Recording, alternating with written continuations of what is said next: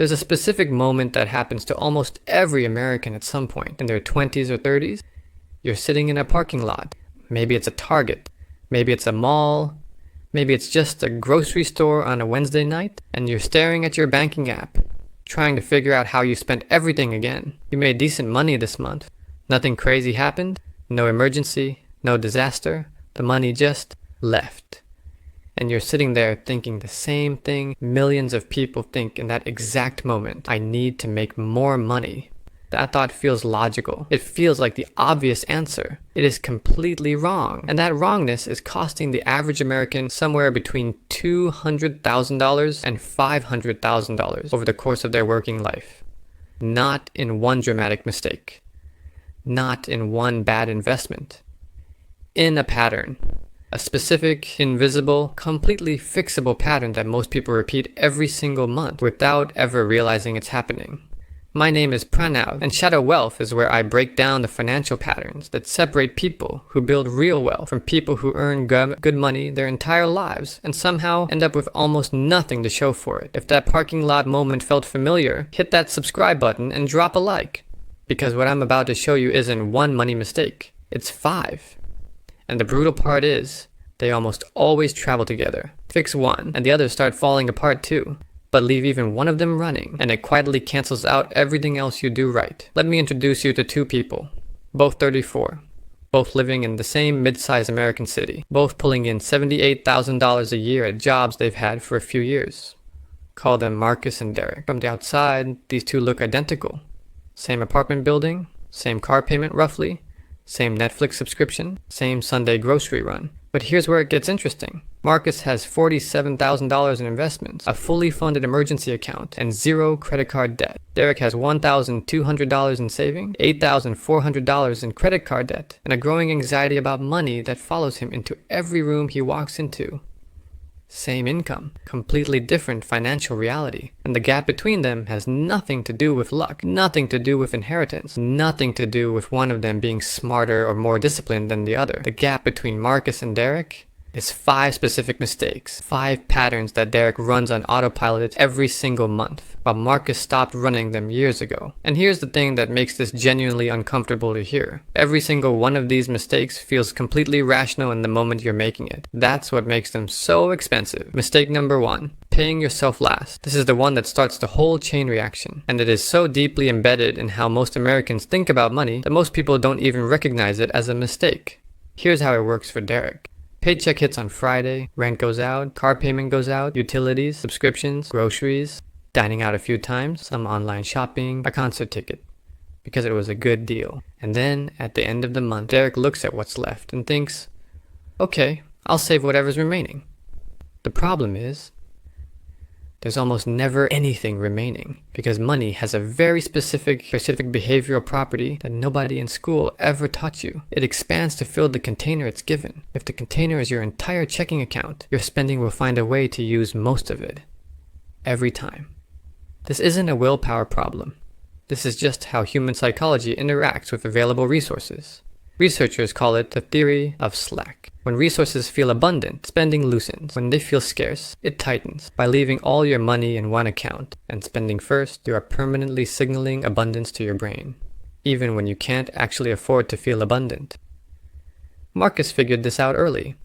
The day his paycheck hits, before he pays a single bill, before he buys a single thing, a fixed amount moves automatically into a separate investment account and a separate savings account. He doesn't decide how much to save each month. He decided once, set the automation. And now the decision doesn't exist anymore. He lives on what's left, not what's left after everything else, what's left after he paid himself first. The difference in outcome between these two approaches over 20 years at a 7% return is not small. It is not a rounding error. It is life-changing. Someone who saves $500 a month automatically from age 25 ends up with roughly $610,000 by age 65. Someone who saves whatever is left over saves an average of $80 a month because that's realistically what survives the spending gauntlet. That same person ends up with $98,000. Same income, same intention to save, $512,000 difference, all from the order of operations. Mistake number 2. spending money to look wealthy instead of building it.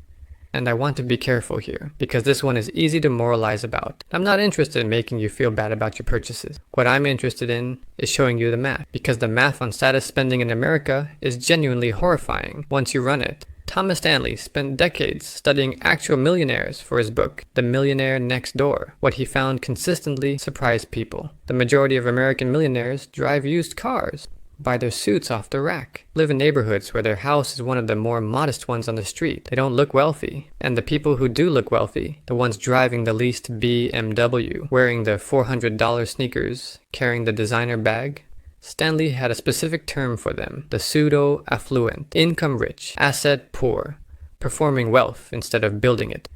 Here's why this matters mathematically. The average American spends roughly $650 a month on their car when you combine the payment, insurance, gas, and maintenance. Over a 40-year working life, that's $312,000 in transportation costs. Now, compare that to someone who drives a reliable used car, spends $280 a month total, and invests a $370 difference. At 8% annual return over 40 years, that $370 monthly difference compounds to $1,270,000. $1.227 million. The difference between a leased BMW and a paid-off Honda is not a car. It's a retirement. And this isn't just about cars. It's the apartment that's $400 more a month than you need because the address sounds better. It's the wardrobe refresh every season because you work in a visible industry. It's the restaurant that's $90 a person instead of $30 because that's where your social circle goes. Each individual decision feels reasonable. Some of them even feel necessary. But the aggregate is brutal. Every dollar spent performing wealth is a dollar that can't become wealth. And the cruelest part is that the people most likely to be impressed by the performance, coworkers, acquaintances, social media followers, are not people who will be there when you're 67 and the math catches up. Derek drives a 2022 leased Accord and feels good about it because at least it's not a BMW. What he doesn't calculate is that his all-in transportation cost is still $580 a month.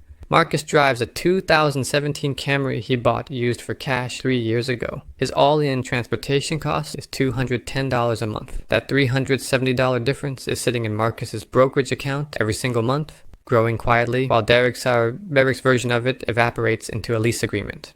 Mistake number 3, saving instead of investing. And this one is particularly painful because it feels so responsible. Saving money feels like exactly the right thing to do. It feels careful, prudent, mature. And up to a certain point, it absolutely is the right thing to do. The emergency fund we talked about in previous videos, the buffer, the foundation, that money belongs in savings. But here's where Derek makes a mistake that costs him more than almost anything else on this list. Once he has his emergency fund, he keeps saving. More savings, a bigger savings account, because it feels safe, because the number going up feels like progress, and it is progress, in the sense that the number is getting bigger.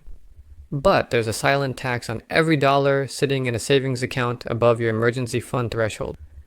That tax is called inflation, and it runs at roughly 3% per year, whether you pay attention to it or not. A dollar sitting in a savings account, earning 0.5% in a 3% inflation environment, is losing 2.5% of its purchasing power every single year, quietly, invisibly, without sending you a bill.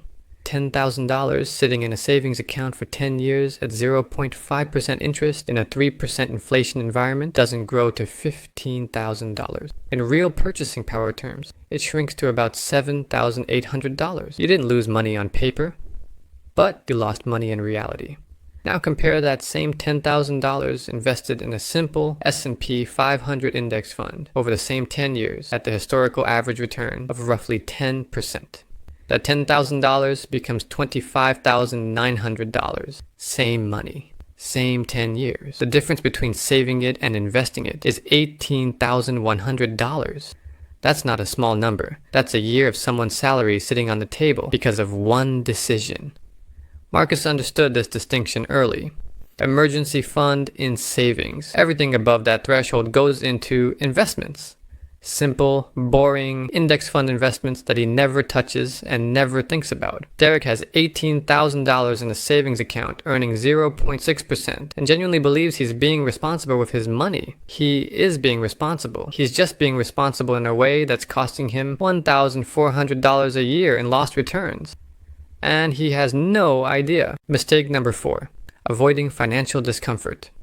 This one is the most psychological of all 5, and it might be the most expensive.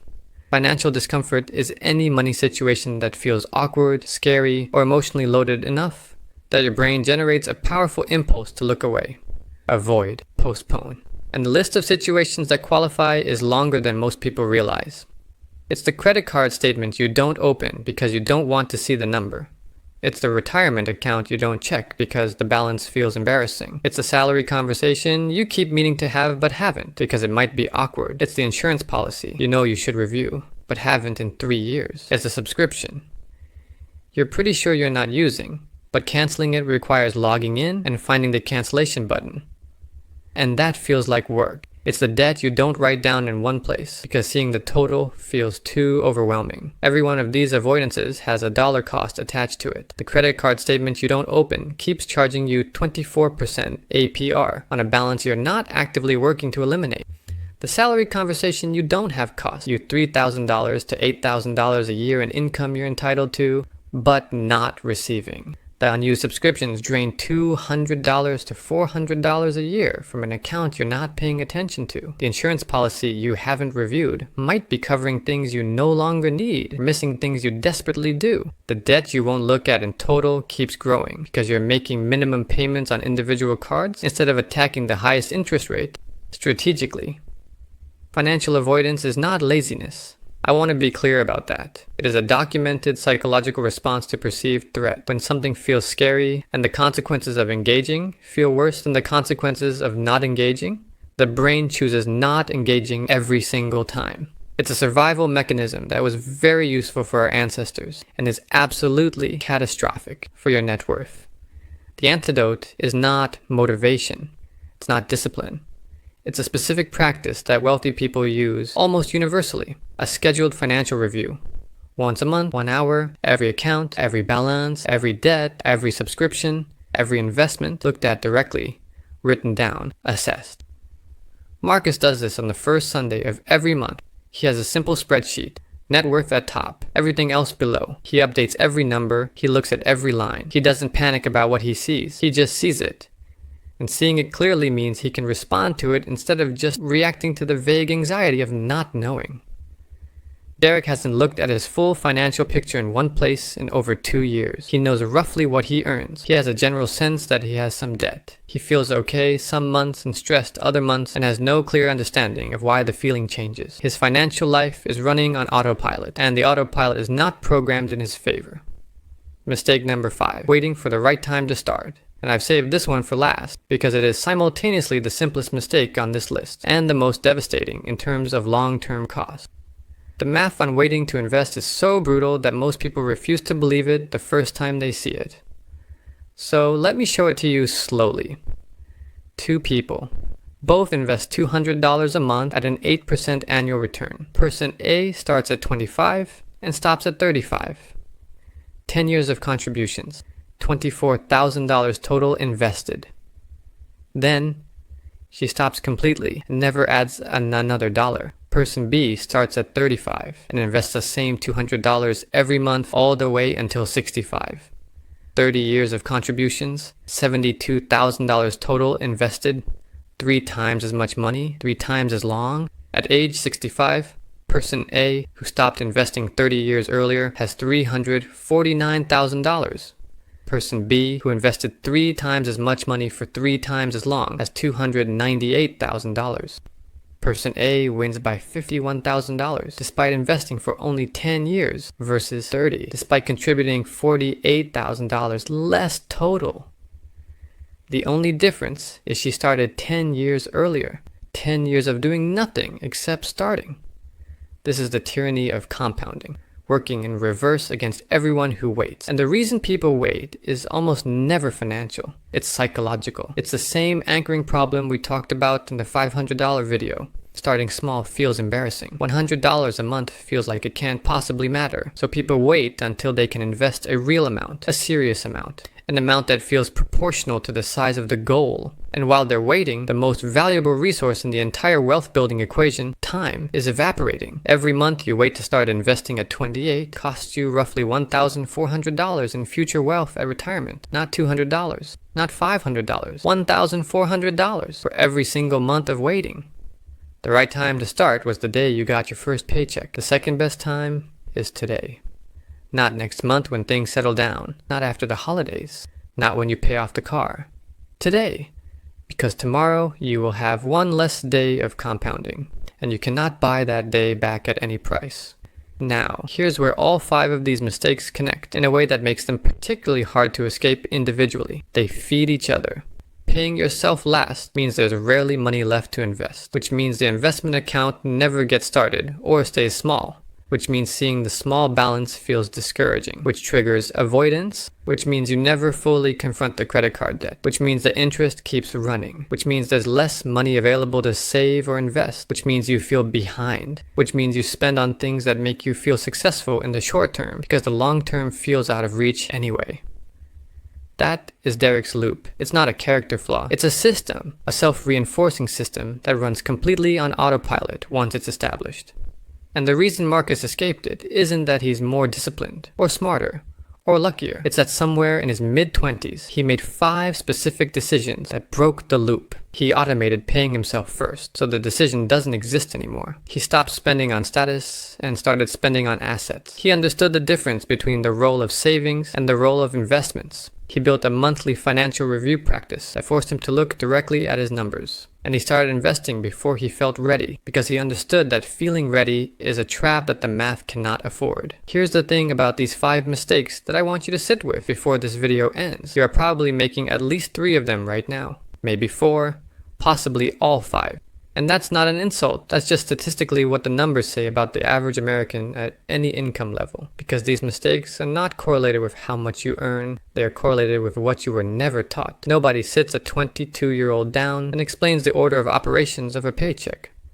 Nobody teaches the difference between saving and investing in any school, anywhere in this country. Nobody explains the compounding cost of waiting, or the psychological mechanism of financial avoidance, or the math behind status spending. You are handed a paycheck and expected to figure it out. And most people figure it out the hard way, the slow way, the $400,000 way.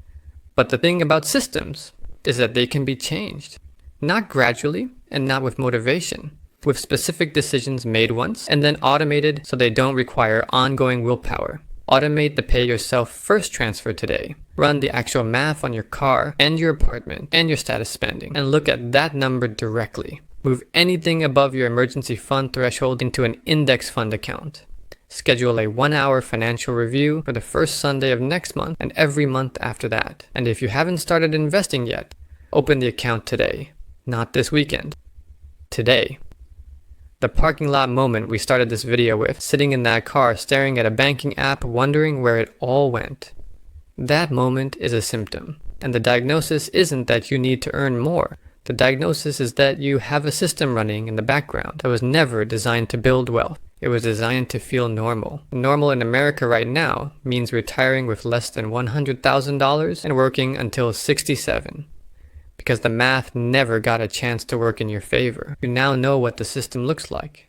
You know what each piece costs. You know what Marcus changed and when. The only question left is whether you're going to keep running Derek's system or build a different one. The math doesn't care which one you choose. But in 20 years,